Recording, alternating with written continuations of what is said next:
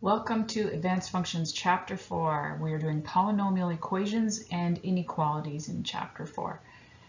4.1 is the first section, and we're going to solve polynomial equations. This table shows a population of Thunder Bay, Ontario. Different years, different population. The function which models this situation is p at x. So look at that. That is a difficult-looking, complex-looking polynomial equation. Now, what does x represent in this question? So what are all the x's standing for? If you look up to the first part of the chart here, it's going to be our independent variable. It's going to be years, but it's not just simply years. It's years since 1996. So the domain for this model, domain again is, we're still talking about the independent variable. And since when x is 0 would be the year 1966. The domain, the x values represent the number of years since 1966. We need to find just for this model here, right? We're not this function just models this data. It doesn't go any further than that. So we have a lower limit to our domain, and we have an upper limit to our domain. The upper limit for the domain would be 32. Now the next question is asking, when was population 122,775? All we have to go on is the graph, and when you, the chart. And when you look at the chart, 122,000 roughly could occur somewhere in here between these two. 122,000 could be in there, because these numbers are going down. But there's another place where we could have 122,775, and that would be between these two numbers here. Our numbers are increasing in this section, but 122,775 could fit in there. So we would be taking a guess here. We'd make up some years that we think would be maybe 1970 might be your guess for in this space here. Maybe it would be 1970. So we could guess. This is just a guess. Maybe 1970. And I want you to try to think of what your guess might be for the other section when it's 122,775. And then we'll look at actually figuring this out. Many polynomials, like this one, cannot be factored. In this case, graphing technology will help us. So I graphed it using Desmos. I've got a scale here. My y-axis is increasing. You can look at we've got every 10,000 is what's showing, but the scale is by 2,500. Each grid line here, each horizontal grid line is 2,500 above the one below it. So I'm looking for 122,775. That means I'm going to be putting a dot very close to this line right here, because this grid line would be 122,500. So I'm going to go a little bit above that line and put a dot there. So I'm almost directly on the line, but that's okay. Anytime we're using graphs, we're approximating. What I have to do now is draw a line through that point and see where it crosses. And where it crosses the graph, remember our independent variable was time in years after 1966. So every time I hit my graph, that will tell me the time in years. So this looks like it's just over past 5 years past 1966, when the population will be 122,000. So this little symbol here means x is approximately. So we're going to draw a horizontal line. Now it's hard for me to do a straight line with my pen tool that I have here, but you should be using a ruler here. So I've got my line on there. This is the line y equals 122,775, and I look at where it hits the graph, and I'm going to go down. Now there's two places. Remember on our chart on the previous slide, we had two different occasions. So I'm going to look at this value here, and if I go down, draw a line vertically from here to the x-axis. My pen wouldn't let me do that. It comes down, it's not very straight, but it's coming down here, maybe 5.8, something like that. And another one over here. Draw a line down, and that looks to be about 17.5.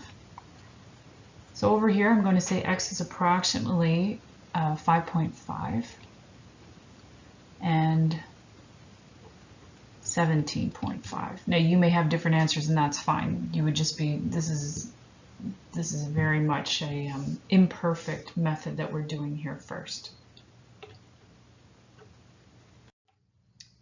Alternatively, we can sub that number into the equation that we had and then move it over to the right-hand side. So originally put your value over here, sub it in, bring it all over to the other side. So our original equation, the constant was 143,673. That's what the constant was. But then I'm taking this value that I'm subbing in for y, bringing it all over to the other side. I have a new equation here. So this is the graph of the new equation. And so what I'm looking at here now, I'm looking for, we put two pieces of information together, we have a new graph, and we're looking for the zeros of the new graph. So instead of having to find a weird spot on the y-axis somewhere and draw a line, much easier to look for zeros, to look for where a graph crosses the x-axis. Would it have mattered if we moved the entire equation to the left-hand side? So if I had left my 122,000 on this side, brought all these terms over, it wouldn't have mattered. I'll show you an equation in a second, but before we get there, I was pretty close with my guess, 5.5, 7.5. You might have been even closer than I was, but you can see these numbers here are exactly the same as the numbers we would have got on the previous one. So let's talk about if we subbed in and brought all of the terms to the left-hand side instead of the right-hand side.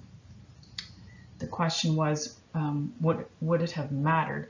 So it would have mattered that the graph would have opened down, of course, because when we bring everything over, here's our original equation. We sub in. When you put everything on the left-hand side, most importantly, our leading coefficient of the quartic now is negative. So of course it's going to open down. It's going to be basically a reflection of what we had. So the graph looks different, but the zeros are the same. So that's very important. Normally we would bring everything over to the side that makes our leading coefficient positive, just because that makes it easier for any time we have to factor or solve. It's nice to have a positive leading coefficient. It doesn't matter which side you bring all your terms to, but usually you want to make it easy for yourself if possible. Example 1, there are two roller coasters that have cars traveling at the same time. The heights of the coasters are modeled during the first 5 seconds. That's important. It means that these equations are only valid for the first 5 seconds. So I just tried to find, I just tried to find a picture that would show two equations of, show two paths of different roller coasters, a red one and a yellow one, and how, what they might look like, but of course they don't match. They're not cubic shapes, so they don't really match. It's just to give you a visual. So we've got the height of the first coaster here and the height of the second coaster here. One is cubic, one is quadratic. Determine 1 0 of the function for the height of the first coaster. So the first roller coaster, this is a cubic, which means it's going to have to, at some point, so forget about the roller coaster, just think about the equation itself. It's going to have to have it's going to have to cross the x-axis at least once because it's cubic. You've got opposite end behavior, one end up, one end down. So it's going to have to cross once. We're going to find 1 0. There might be 3, but we're going to find 1 0 here. Let's think about what we know already, how we know how to do this from our last unit. What we know is the plus or minus p over q. Remember that? The leading coefficient and the constant. The leading coefficient is a q. In this case, it's a 1. The p is here. So it's nice that we have a leading coefficient of 1 because we're only going to have integers. So all of our possibilities for P over Q are going to be plus or minus 1. So we're doing factors of 10, plus or minus 2, plus or minus 5, and plus or minus 10. Those are all of our options. So I want you to take a minute or two and try some. And don't stop until you find one that works. So did you try it? That was kind of mean of me because none of them work. So hopefully you did try that, and this would have worked last unit. This was our whole unit, was everything factored nicely. None of these work, but I hope you wrote down and kept track of the numbers that you subbed in, because we're going to have to estimate in between them. We know that there has to be a 0 because it's a cubic. There has to be a 0, but none of them are going to factor evenly here. So just like quadratics that don't factor, we have cubics that don't factor. Graphing technology can help us to see what the 0 is, or what we're kind of working on right now is a table of values idea. We're going to use the numbers that you already did sub in. So I'm going to write some of them down here. Now the other point is I'm not going to use all of them because we're only talking about the first 5 seconds. I'm only going to look for a 0 within those first 5 seconds. So we'll start with, so this is our equation 1, h at 0.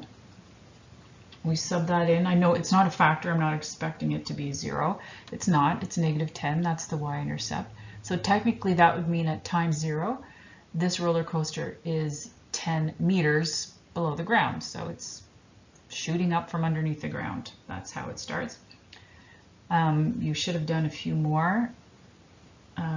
Let's look at what you got for h at 1. So when you did h at 1, you should have got 13. So that means somewhere in between h at 0 and h at 1, we must have a 0. So do you follow me on that? There's got to be one in there because we went from a negative value. H at 0 is a negative 10 and h at 1 is 13. So let's just do a sketch here to illustrate what I'm talking about. So on my scale here, I have a y-intercept of negative 10, so I want to make sure that's on there. And I know there's a 0 in an x-intercept between these two values, so I don't need a lot of terms on my x-axis. I'm just showing this to help you visualize. Remember that any value that you came up with when you were subbing in h at 1, h at negative 1, h at 2, h at negative 2, you should have written them down and kept them because they're all coordinates on the graph if you need to graph it. We don't need to, but I'm going to put a few points on just to show you. If you did do h at 2, I think that one is 30, which I'll be able to fit on. So let me graph these. H at 0 is negative 10. H at 1 is 13. This is just a sketch. The question didn't ask me to graph, so I'm not worried about being very perfect. H at 2 is 30. Okay, whoops. H at 2 is 30, and then clearly the function has crossed there at some point. So I'm not really sure what kind of shape it has. At that point, overall, it has to have a cubic shape, but I don't know where the kind of bend in the cube or the saddle is going to be. So let's just kind of cut through here like this. Actually, before we do that, let me back it up. Before we finish our graph, let's sub in table of values style. Let's sub in a few more values. So I want you to sub in h at 1/2. Let's try h at 1/2 because we are trying to find the 0. So let's get in a little closer here. H at 1/2. Put that on there. H at 1/2, I think, is 2.6. So that'll be kind of low. So that's giving me a better clue about where the 0 is. Now I know that the x-intercept is between 0 and 1/2. Instead of knowing it's just between 0 and 1, I know it's now between 0 and 1/2 because it's got a cross. This was a negative, this was positive. It's got a cross in there. So I could keep putting in other values, but this is good enough. We're just estimating here. So let's draw in a kind of a cubic shape here. So I'm going to come across, I don't really know that it's having this shape, but it could be going up from here. All I really care about is the zeros, and I didn't even hit my dots there. So we've got a 0 at approximately, and you could keep subbing in values here, but I would take just an estimate for this question. I think the actual answer here is there is a 0 at approximately 0.39.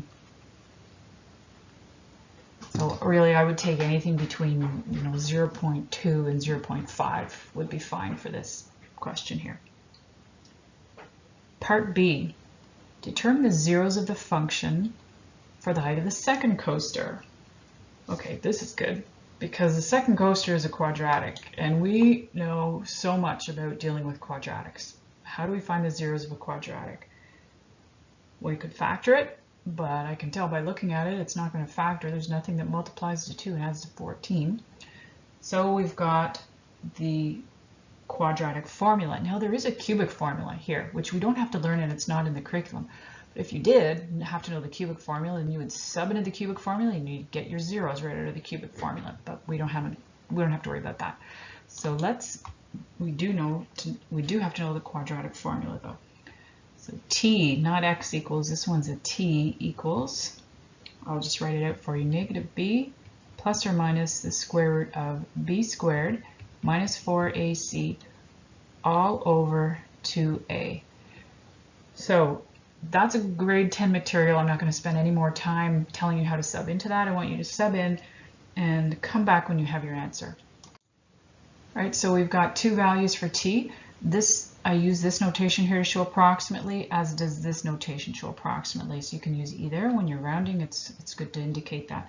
So t is negative 14.1 approximately, or t is approximately 0.1. We cannot have, since our t is representing time, our negative 14.1 is inadmissible. Inadmissible.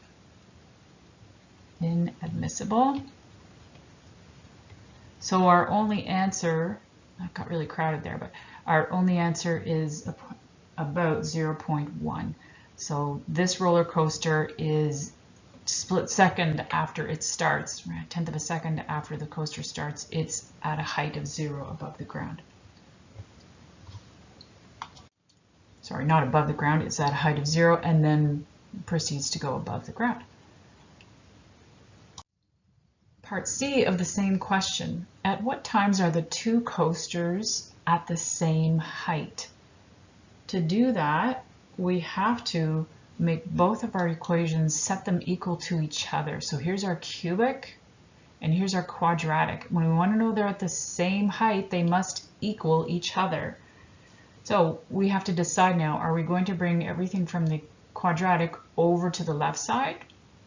Or are we going to take everything from the cubic and bring it over to the right side? Generally, it's best to have your leading coefficient to be positive, so I'm going to leave the cubic on the left side and bring everything else over to the left side with it. So when I bring it all over, I'm going to have t cubed, and I had a negative 6t squared minus a t squared, so that's negative 7t squared. 28t subtract 14t is 14t, and negative 10 minus negative 2 is negative 10 plus 2, that's negative 8. And we've got a 0 here. So let's try to see if the factor theorem will work this time. The plus or minus p over q. Since our leading coefficient is a 1, my denominators are all 1s, that makes it easy. I'm looking for all options of factors of 8 over factors of 1 here. So the possibilities are positive or negative 1, positive negative 2, positive or negative 4, and positive or negative 8. Usually you find one pretty fast, so I'm going to skip ahead to that. You're going to find that f at 1 equals 0. That means the factor is t minus 1. T minus 1 is a factor. So what do we do with that? Do you remember the next step after you find a factor? Yeah, you go to division, long division or synthetic division. I would pick long division, but students really like synthetic division. So I will do the synthetic here for you, a quick recap, but we'll do long division in another question later. So this is our kind of our operator symbol here. We put the 1, the value that makes this bracket equal to 0 goes in here, and all of the coefficients from my question up here that I'm underlining and the constant, they all go across the top. So that's a 1, a -7, 14, and -8. And I didn't need any placeholders. So our first step is to bring down, switch colors, green. Let's bring down the 1. 1 times 1 is 1. That goes up here. 1. We add -6. We multiply again. This is easy. -6. We add, we get 8. I have no idea what I'm doing. These are just numbers because I'm doing synthetic division. I don't really understand. I'm just subbing into an algorithm, right? I'm just doing a bunch of calculations here. Long division, then I would know exactly what's going on, but that's another story. So of course we get a remainder of 0. We already knew we were going to have a remainder of 0 because we already knew t minus 1 was a factor. What have we got now? We've got, let's call this new function up here. We've got a new function. Let's call it f at t. Okay, so f at t equals, so my first factor that I found using the factor theorem was t minus 1. And that left me with these numbers at the bottom of my synthetic division, which give me t squared. Minus 6t plus 8. That's from these numbers right here. Now I have a quadratic. Wonderful. I know so much about quadratics. Can I factor it?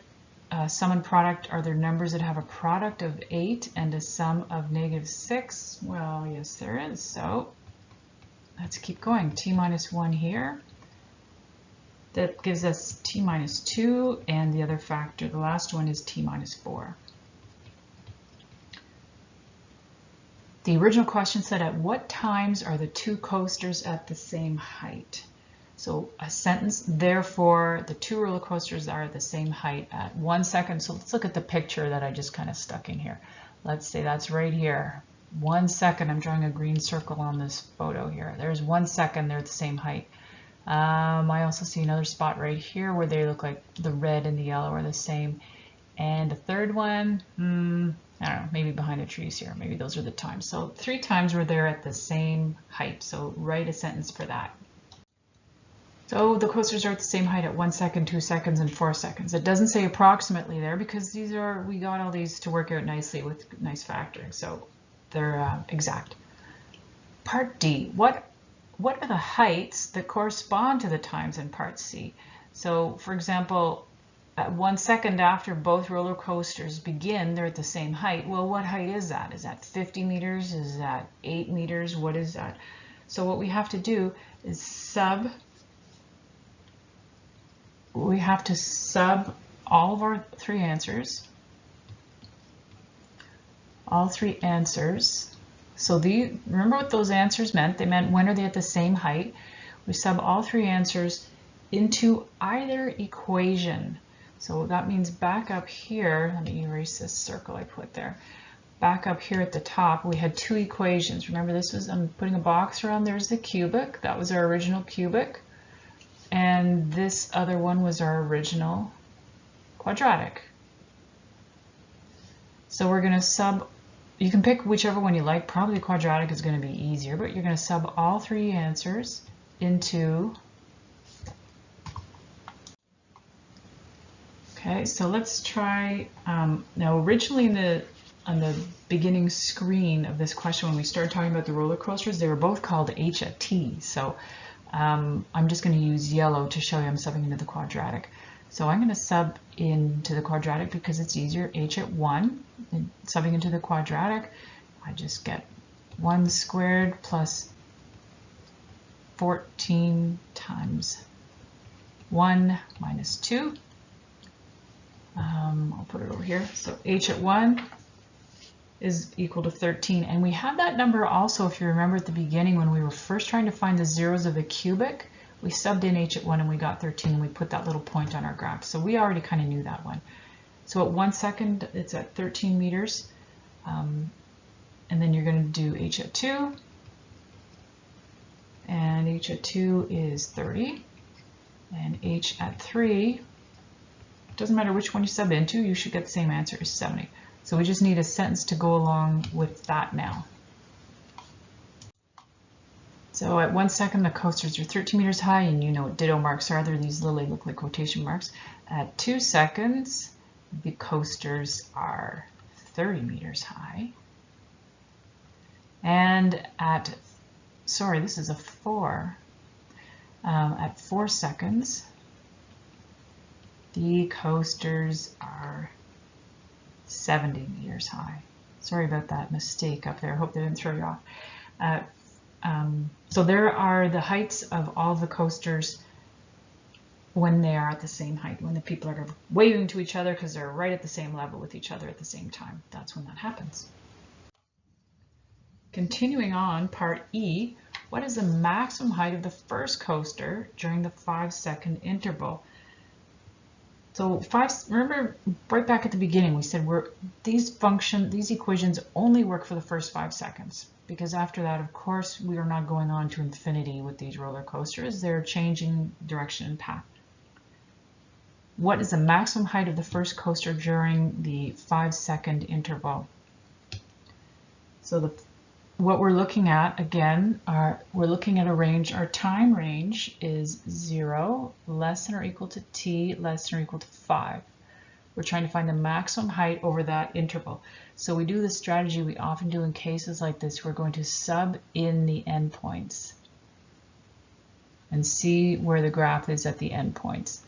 When I sub in the endpoints, I'm going to change my notation here. My first one, I'm going to call H subscript 1. So this is our first one. I'm going to sub in and find, oops, not 0 there. Change that to a 5. So go back to your original equation. We did this one as well. It was a -10. We did that way back at the beginning. And at 5 seconds, that cubic is at 105. And if you go back to the original question that we did, we subbed in a whole bunch of points looking for zeros and we couldn't find one, and then we had to kind of estimate a 0, and we got this cubic with this shape that was at -10 here, and then it was cutting through and kind of going like that. So we already have a bunch of these coordinates. You maybe didn't have to do them all again. But since I'm only looking for this time between 0 and 5 seconds, say that's here, this is the only piece of the graph I'm looking at, so I know I don't have an absolute maximum on a cubic, but for the question we have, this 105 is the maximum height. Maximum height, 105 meters. Second question, last part F is almost the same. What is the maximum height of the second coaster during the 5-second interval? So this one's a little different because the second one was a parabola and it has a turning point. So the parabola, let me remind you of it. I'm going to put h at 2 here. Its equation was t squared plus 14t minus 2. So I know that it does have a turning point. So turning point, in this case, it opens up. So the turning point would be the minimum. But is the turning point within my domain of 0 and 5? So let's just complete the square quickly here. We'll just complete the square to see where our vertex is. So there's no a value, so I don't need to worry about factoring that out. T squared plus 14t. Half of 14 is 7. 7 squared is 49. I add 49 and I subtract 49. Minus 2. So my trinomial is t squared plus 14t plus 49. The other 49 comes out. I multiply it by the a value and there isn't one, so it's just going to stay minus 49 minus 2. So we have our final answer is t plus 7 squared minus 51. So my vertex, let's do a little quick sketch here. My vertex is going to be at -7, -51, and it's opening up. So let's just go like this. Let's say -7 is here and -51 is way down here. Opens up. Oops, this is not accurate. Of course, I can't even fit it on my screen. What is the maximum height during 0 to 5 seconds? So look at where 0 to 5 seconds is on here. I'll put it in red. 0 to 5 seconds is way over here on my x-axis here. Let's say that's 5 there. So I only need to, again, sub in the endpoints. I don't have to worry that I had a turning point within that, because my turning point over here. Turning point is far away from the domain I'm looking at. So again, we sub in the endpoints. H2 at 0 and H2 at 5. We get a -2, that's the y-intercept. Whoops. That's obviously I didn't graph it correctly because the y-intercept's way down here. And at 5, we have 93. So this is a maximum height that the roller coaster will get to in the first 5 seconds. And it occurs at 5 seconds. So here's our last example. Example 2, a rectangular box for packaging chocolates, I think that's more exciting than roller coasters, is to be made from a rectangular piece of cardboard measuring 30 centimeters by 24, and it's folded according to this figure. So we just have, imagine a flat piece of cardboard, 30 centimeters by 24, but then it gets folded up. Okay, so it gets folded into a box and it looks like this. And where does this minus 2x minus x come from? They come from the little parts of the corners that get kind of cut out when you fold them up. So instead of it just being 24, we've had to fold out a little piece here. If the box is to have a capacity of 648 centimeters cubed, determine the value of x. Okay, we don't have an equation this time, which is new. We've been having, so far today, everything has been an equation. We've just been subbing in and moving stuff around. So we're going to need to come up with a capacity, right? That means volume. And volume, as you know, is length times width times height for a box. So let's change our notation a little bit and use v at x, because there's already an x for our independent variable in these pictures. So length times width times height. Let's start with this little x here, which is technically the height, but we'll put that first because it's a monomial. Then our other two terms, length and width, doesn't matter which one you put first. 24 minus 2x and 15 minus x. So what else have we got here? We've got a number for volume, so that's going to go in on the left-hand side. 648 is equal to everything else. Just rewrite everything else. Well, that's done. Now we have to expand all this stuff. So this is going to take a few steps. I'm going to, at the same time that I expand, I'm also going to be bringing the 648 over to be my constant because I want a 0 here. Remember, it's always easier to find a 0 than it is to find any other kind of crazy number. So I want a 0 on that side there. So when I expand, I have my 0 here, and you can expand how you like. You can do, I tend to do the binomials first because they're a little more complicated, then I bring the x in last. So I'm going to leave that x out, and I'm going to distribute these binomials together, and then after I do that, I'm going to have my negative 648 over here.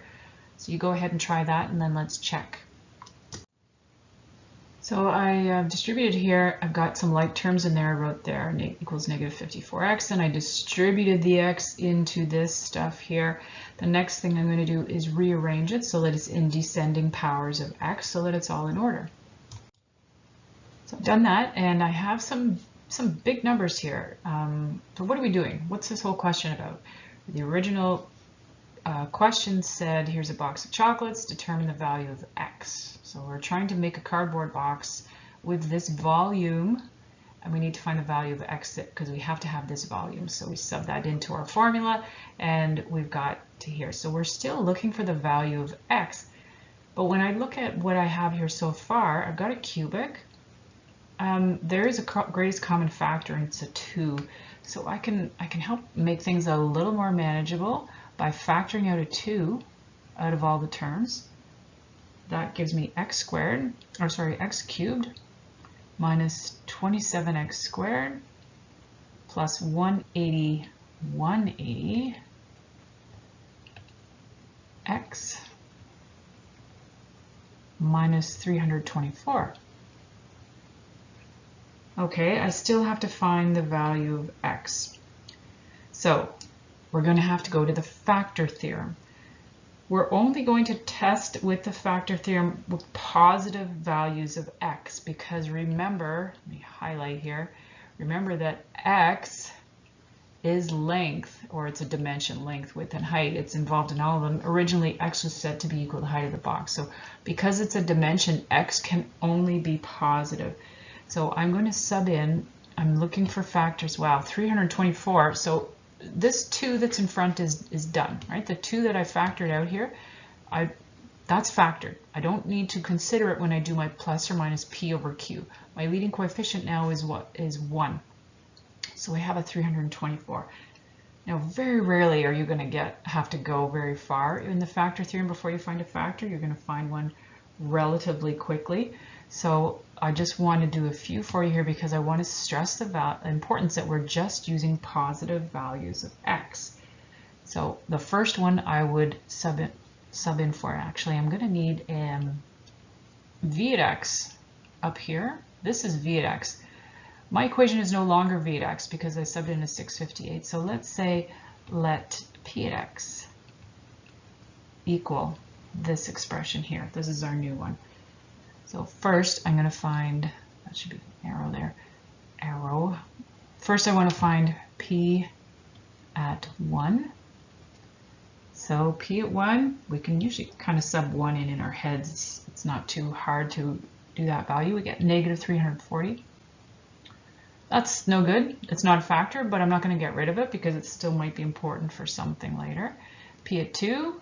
So only positive values. I don't need to do any fractions because my leading coefficient's a 1. P at 2, negative 128. Well, we're going in the right direction. We're getting closer to 0.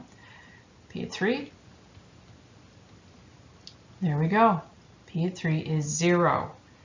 So what do we do? Now we know that we have a factor. Therefore, x minus 3 is a factor. Is a factor. I'm running out of room. So x minus 3 is a factor. Now what are we going to do? We're going to divide. And remember, I promised you I wasn't going to do synthetic division twice. So I will set it up, but I'm going to be really crowded for space here. So I'm not going to show all the work, but I will show the answer. X minus 3 divided into, I'm just taking the, I already factored the 2 out, remember? So I can leave that out. I'm using this cubic here, x cubed minus 27x squared plus 180x minus 324. So I have a little tiny bit of room here. Let me just do the first step.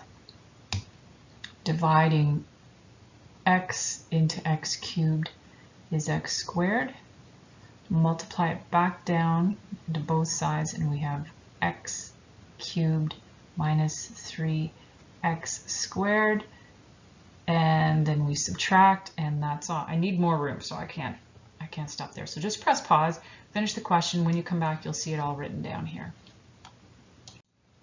So what we have now is p at x is equal to, so we had our 2, our greatest common factor that we took out. Then with the factor theorem, we found x minus 3, and we divided, and the quotient was x squared minus 24x plus 108. Great news, that's quadratic, which does factor nicely. We don't need to pull out the quadratic formula. What multiplies to 108 and adds negative 24, that's going to be a 6 and an 18, x minus 6 and x minus 18. So what we have here is a completely factored polynomial. Beautiful. The question said determine the value of x. Remember that? Determine the value of x. So the monomial of 2 gives me nothing. There's no x there. So this one gives me x equals 3. This one gives me x equals 6. And this one gives me x equals 18. But we have a problem. Look at the original dimensions here. When x is 18, go up to the picture here. Imagine x is equal to 18. When x is 18, what's this going to equal? What's 24 minus 2 times 18?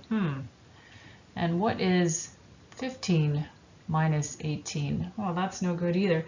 We get negatives.